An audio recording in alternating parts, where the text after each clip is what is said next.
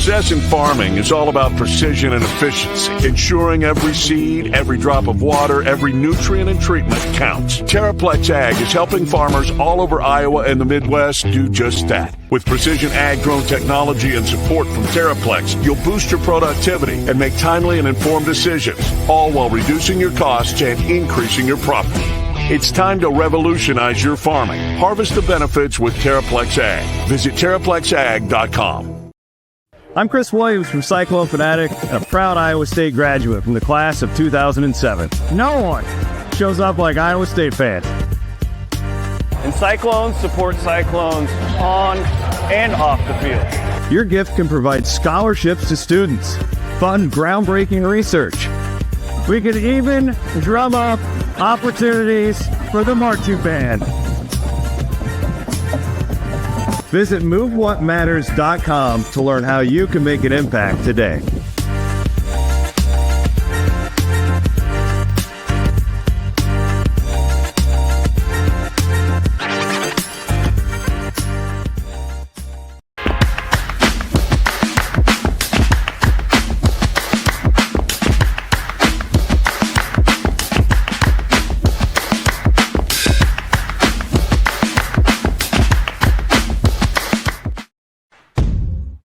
Chris Williams, Brent Blum, from the Wild Rose Casino Studio. It's Williams and Blum, presented by Mechdyne, on the Cyclone Fanatic Podcast Network.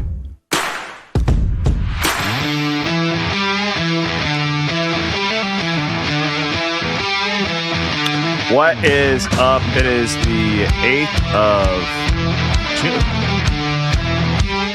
2025. Chris Williams and Brent Blum with you here on the Cyclone Fanatic Podcast Network. Another kind of quiet week, which has been change for our off seasons of the past. But we do have this house settlement to talk about. I took more mailbag questions from our great subscribers. My name is Chris, joined as always by Brent. How are you, my friend? We're presented by Mechdyne. You got your Mechdyne hat on. Yeah, I'm great. Also, big football recruiting weekend. We don't talk a lot of recruiting but just got a commit from a big fella out of Ohio about an hour ago. Connor has an insider report up on the premium board as well. So Patreon subscribers. Big tackle picked Iowa State over Louisville. So that's a nice get. It's a nice get. Pete. His name's Pete Eglitz. Oh, great. Another complicated name. Yeah, it's kind of That's all we need. Which is what we need. More of those in the football roster. He's Big Pete to me, Pete. Big Pete. So they're actually just real quick, again, not a football recruiting heavy podcast here. I think Iowa State's sitting at 13 commits for the class of 26, so I would say ahead of schedule there, and top 25 right now nationally. Not bad. So, and I think recruiting's it'll be interesting to see how this new era impacts high school recruiting, if it actually maybe switches a little bit. There's still going to be a portal with this new settlement. I mean, that's not going away. Yeah. But I do think there is those programs that develop and, build, I think will benefit from calmer waters on the settlement front. Again, we don't really know what's going to happen yet, but I do think rules in general will help Iowa State because walk us through the dumb person version of what happened on Thursday. So this is the long-expected House versus the NCAA settlement that was finally signed off by the 75-year-old judge in California, which basically means that they are now, it's a settlement. There's two parts of it. A lot of people don't realize all this, but there's back pay. So if you played college athletics from 2016 to 2021 when NIL was not allowed, you get a percentage of payments. And actually talking to like our guy Colin Newell started a bunch of games in that time frame.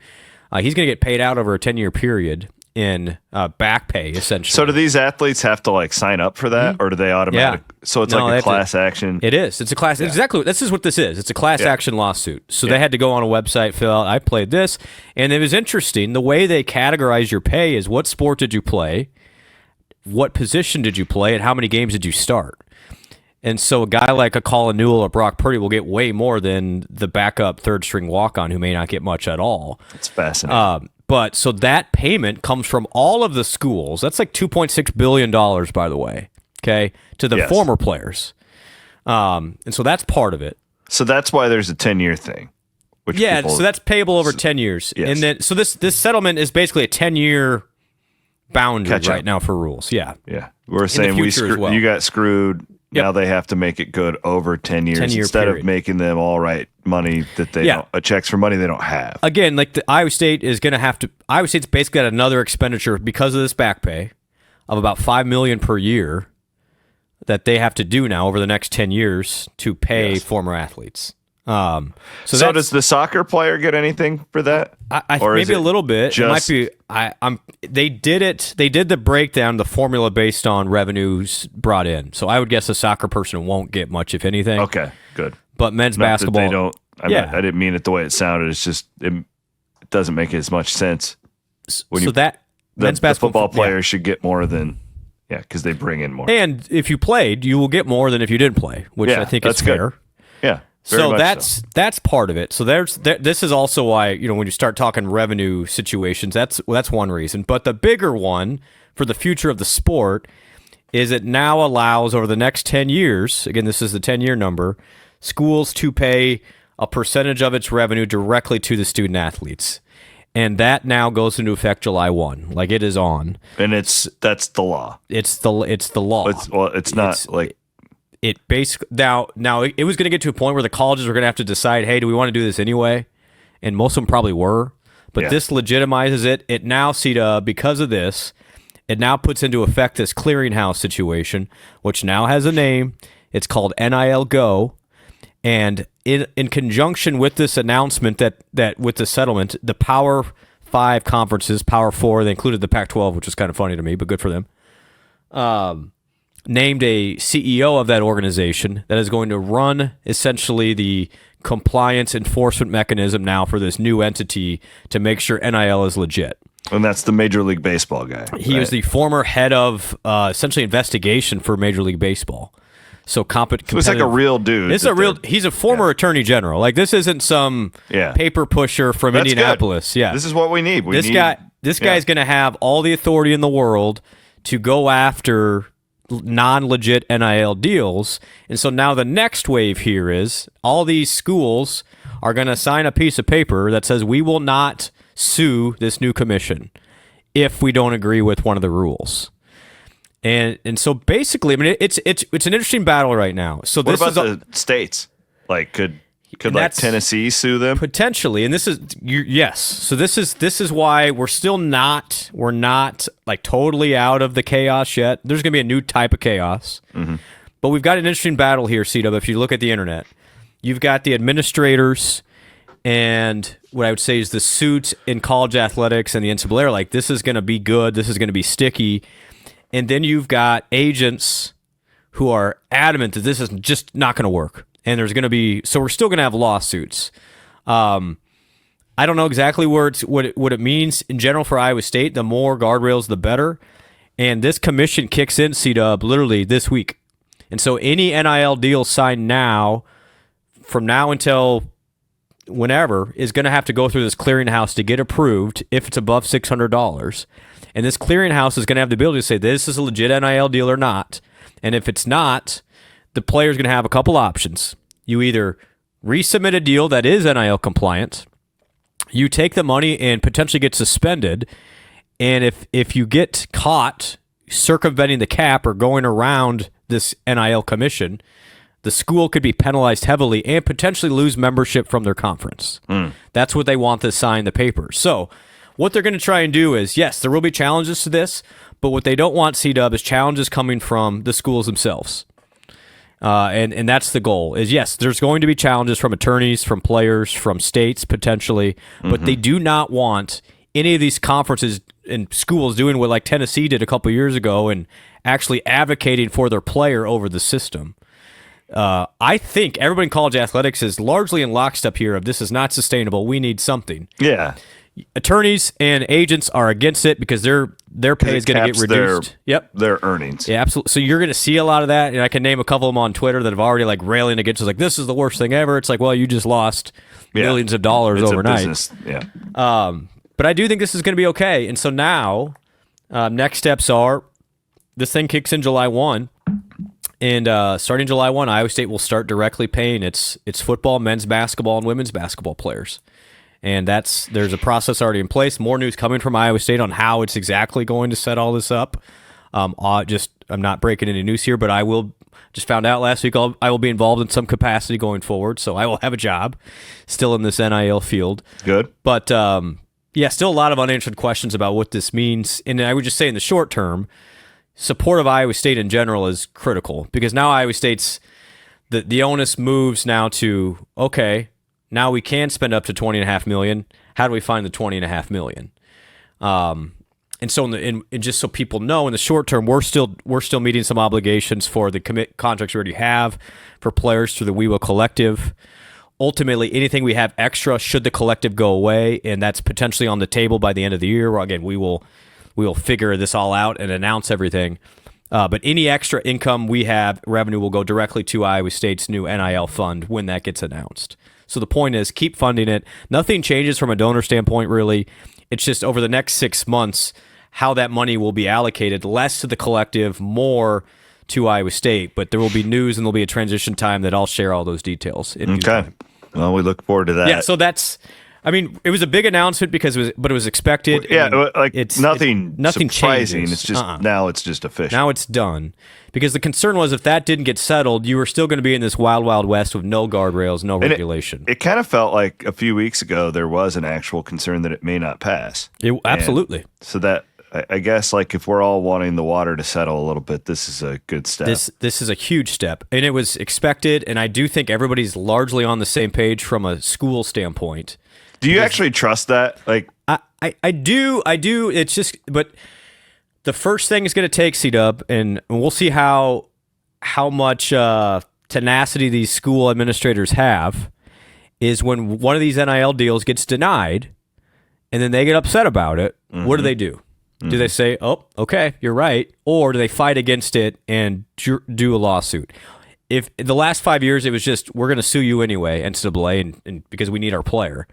I think in the short term, people will be apt to not challenge it, but all it's going to take is one lawsuit that disrupts this whole thing again. We could be back to square one. That is why the next major step for college athletics is to codify this via Congress in some capacity, because then you give yourself an antitrust exemption, which prevents any of those lawsuits from happening from those agents who there's going to be probably 100 lawsuits filed tomorrow. Just on agents trying to make sure they're still getting paid. It is.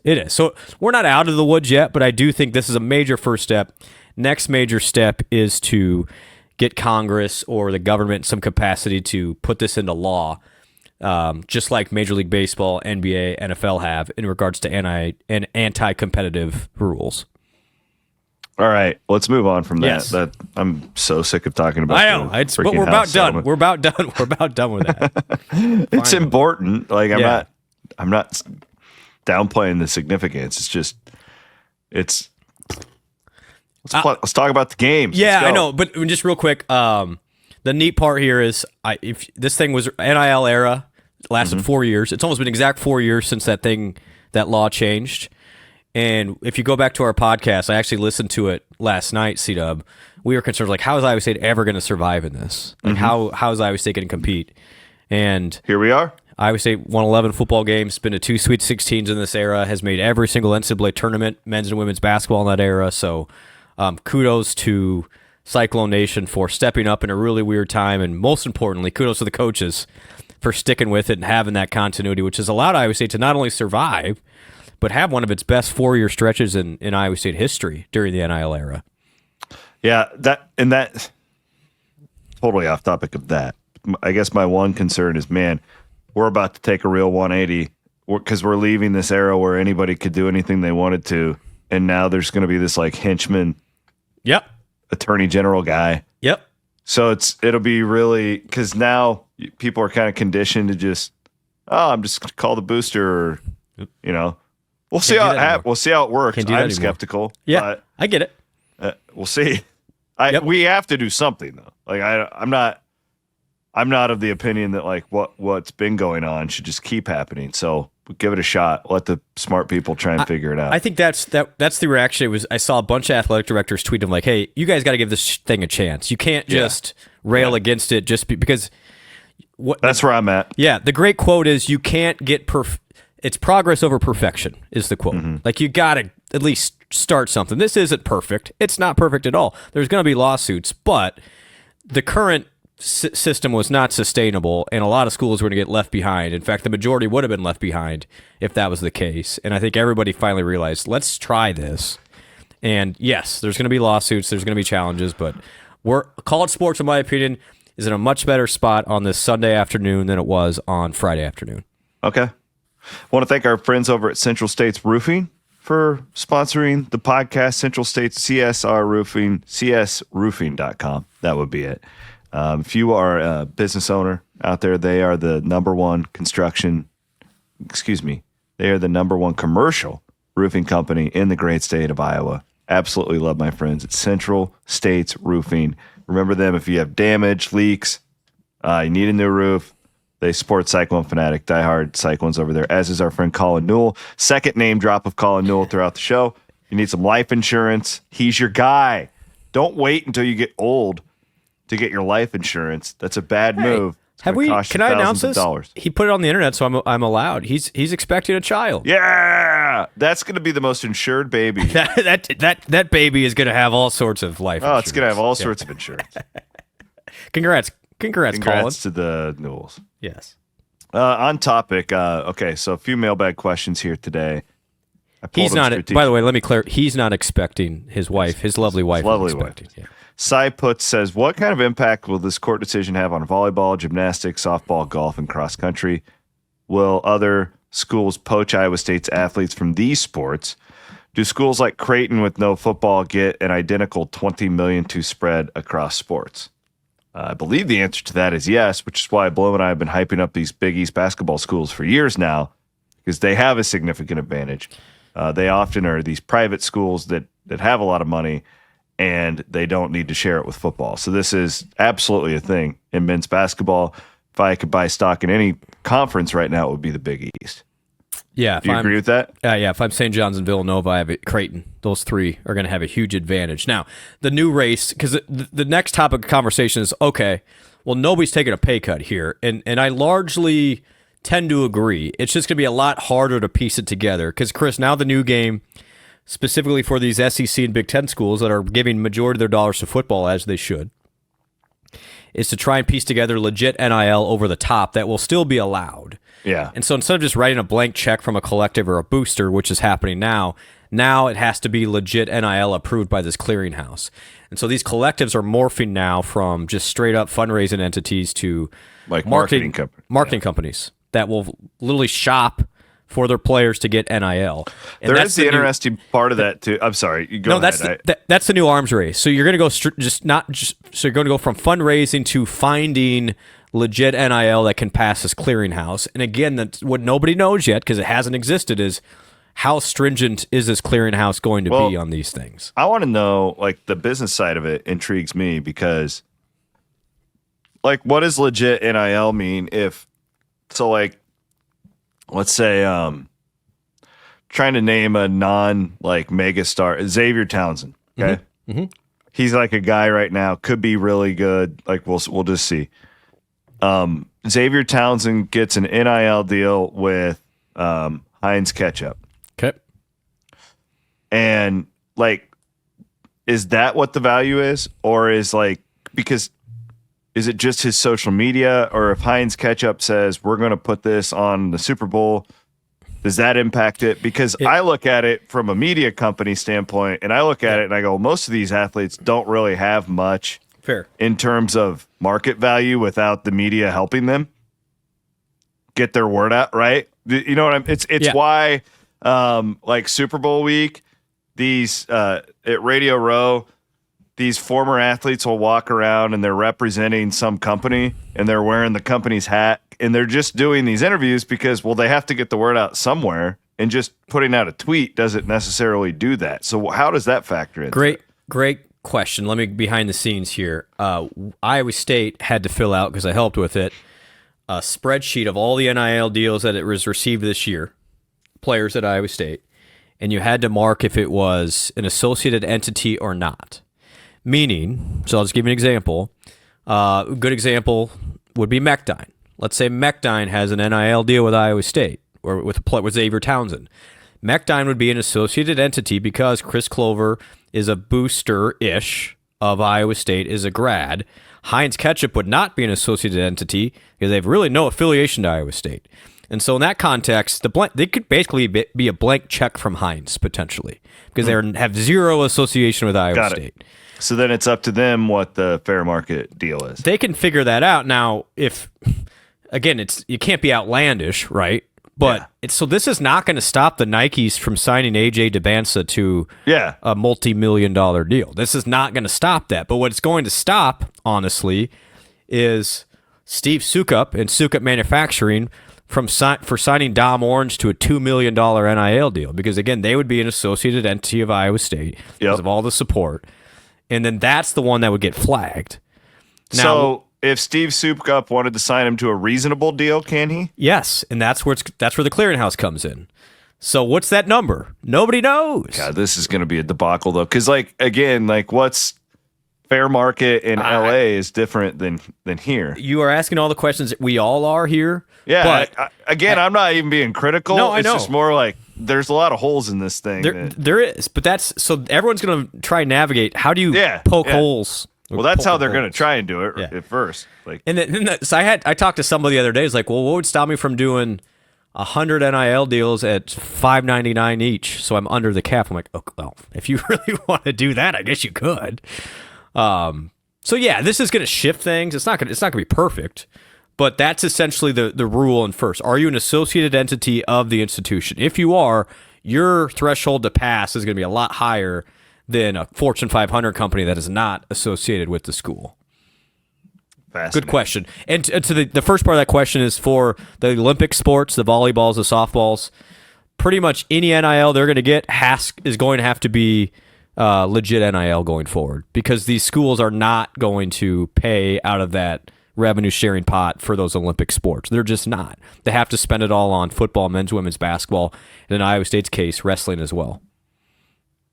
I want to thank our friends at Kelderman Manufacturing for supporting the program. Kelderman dropped off a Kelderman Light for my studio yesterday, which is going to be sweet. Looking forward to putting that up. Kelderman Manufacturing, big-time supporter of what we do here on CycloneFanatic.com. Also want to thank our friends over at the Ivy College of Business. You saw their ad as we came into the program. And our main man, Andrew Chaplin. If you are in need of a real estate agent this summer, he's your guy. Chappie is what we call him, with Hunziker. He is Cyclone Fanatic approved, baby. A couple other mailbag questions. It has to be a short show. I have to go and train for the dance recital next week. I have to do the daddy-daughter dance. Why do they put that on Father's Day weekend? Just a disaster.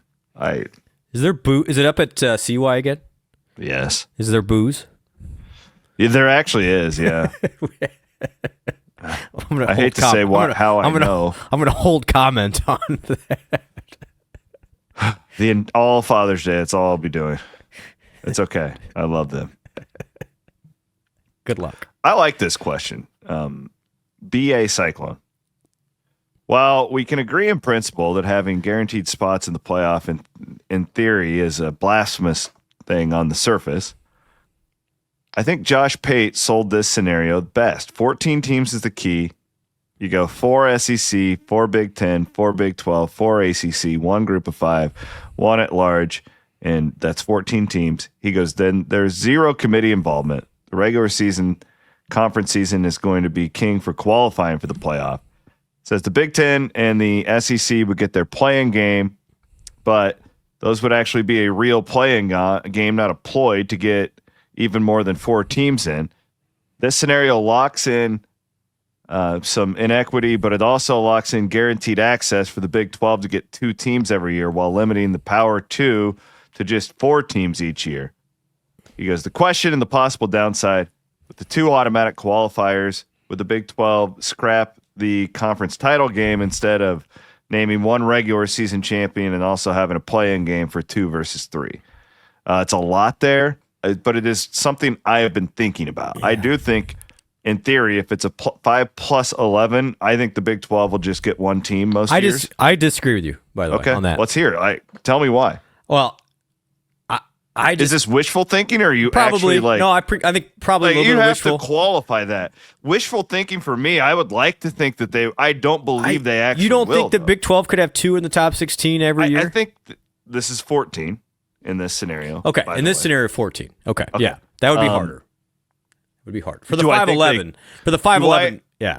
Do I think they could? Yes. Do I think in this world that is set up by the big, whatever this is going to be set up by those 2? I absolutely think it will be rigged against anyone who's not in the Big Ten and the SEC. I totally understand that, and there's been a really healthy discussion with a lot of smart people on this, and I respect Josh Pate. I really do. I respect Joel Klatt. I understand what they're saying. Do you respect me? I respect you too, and Hassel sometimes, because I know he listens. My thing with this is you can't, if I'm the Big 12, if I'm a school in the Big 12, if I sign up for 2 less than everybody in the other 2 major conferences, it's going to be really hard for me to recruit. It just is. You have literally just set yourself up to be. I understand. There's no great answer. And what's to say that college football won't cycle? I know it's unlikely. I know the SEC and the Big Ten have every advantage known to humankind, but at least I think you got to give the 5-11 C-Dub a shot to see how rigged it's going to be against you before you change into something else. Because once you take, I just don't know if you're going to get another chance. You might to change. not. You so might. That's why I get that too. Like if they're going to give you 2, and that's better than what you're probably going to get in the. There's a different conversation here. It's what's the right thing for the sport is correct. Different than what's the best thing for the Big 12. Yeah, and I can't agree to be second fiddle yet. Now, am I second fiddle? Yes, arguably, but you cannot. You can't. I live in reality. You can't write your own death sentence there. Like it just. I don't. But I just disagree with giving the SEC 6 teams every year, isn't that contributing to your death sentence? It could, but I want them to earn it at least, right? Like at least. They have to play 9 games. Yeah, if we're gonna do this. Everyone's like against humans. I'm okay with humans. Like I really am. Oh, I want humans in the room. Yeah, I don't. Because I really do. Like look at that stupid FPI that came out last week. Yeah, it's horrible. There was 0, like maybe 1 Big 12 team and 12 SEC teams. How does that even? This also help the Big 12 in basketball for what it's worth. Absolutely. Because when they were in that round robin, they just there weren't any bad teams. Like the Big 12 didn't move, which benefited us. If I'm the Big 12 and the ACC, I am pro humans in the room because again, yes, you're going to have some of those old school guys like the SEC's better. The computers aren't going to help here, though. They're really not. Like, the computers are not helping. And if you sign up for 2 C-Dub, there's no going back. Like, you're not getting more than down the road. You're not. And so I at least want to see it play out on the field. I'm with you. See if a BYU or a Iowa State or somebody can rise up and be perennially at the top of this league and be there. I guess I just go back to last year, and I know it's a different setup, okay? Like, I get that. But do you believe that in this setup with a 14-team playoff, last year the Big 12 would have gotten 2? 14 probably not. 16, yes. Yeah. I mean, who was on the edge there? It would have been BYU or Iowa State. It'd probably been BYU or Iowa State. Probably would have been BYU. Oh, but how weird was last year's Big 12 though? You had my argument would be I think you're going to see a lot of Big 12 seasons like that with this big league. Fair. I just don't think there's that big of a difference between the 10th team and the first. Here's the other. I agree with that. Here's the other thing though that's going to hurt the Big 12 and the ACC if they go this 4-4-2-2 route. Is immediately those conferences do not schedule you anymore. They won't. You won't have the chance to prove yourself against those conferences. You're And then right. it becomes a self-fulfilling prophecy of, oh, well, they're just better because they won't play you. And like you gotta have the ability to at least show yourself on the field. Like I don't agree. like the idea that two conferences are just considered better just because. You're right. And like the best thing you can do is just compare it to basketball and say like, well, that would be like every year the Big 12 and the SEC are guaranteed 10 teams in the NCAA Yeah, tournament. every year just because. Which it doesn't sucks matter. because part of the fun of basketball is like, well, this league's good this year and it's got better, but it's not the same. We all know that the sports are very different. They're all controlled by money. And I totally understand why the Big Ten wants this. Oh, because yeah. They know they're not actually on the same level as the SEC. And they're like, man, if we can guarantee 4 and like this, that. So like part of me, I just don't want to agree with them. Yeah. No, I I want to be a thorn in their side, but this is correct. a really I don't think I do think the Big 12, and I'm sure they've had the discussion. No doubt. They have. Out of like, don't make a decision just out of spite, like Correct. I just said. No, like, no. Make what's decision. They're doing what's best for them. You have to do what's best for you. You might be in a spot where if you're thinking realistically, taking the 2 guarantees is the best thing for you.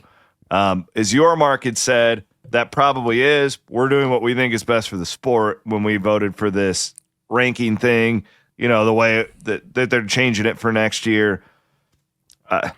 It's hard telling what anyone actually wants because I feel like they're all just playing each other. Yeah, and then the question is it money based or competitive based? Yeah. I mean, it's just a real. That's why I was like, there's not a great answer. I love the discussion. I'm not attacking you, No, I know. Payclad, or anybody. I'm just saying if I'm looking for Iowa State's best interest, it's going to be really hard for me to continue to recruit, continue to keep my best players and coaches if Totally agree. we're a level below the quote unquote high end. Because one of the reasons why Matt Campbell's still at Iowa State is he thinks he can win a championship at Iowa State. He 100% does. And when you start taking less teams, even though that's going to be the case, I get it. It's just, it puts you, like Matt Rule wants to do with Iowa State right now. It's like, well, that's just the Big 12. A Big 10 offer means something different. That gets worse. It gets worse overnight. You're right. You're exactly right. That's what makes this a difficult conversation. But financially, are you better off getting 2 guarantees? Probably. Yeah. Because I don't think you're ever getting 3, C-Dub.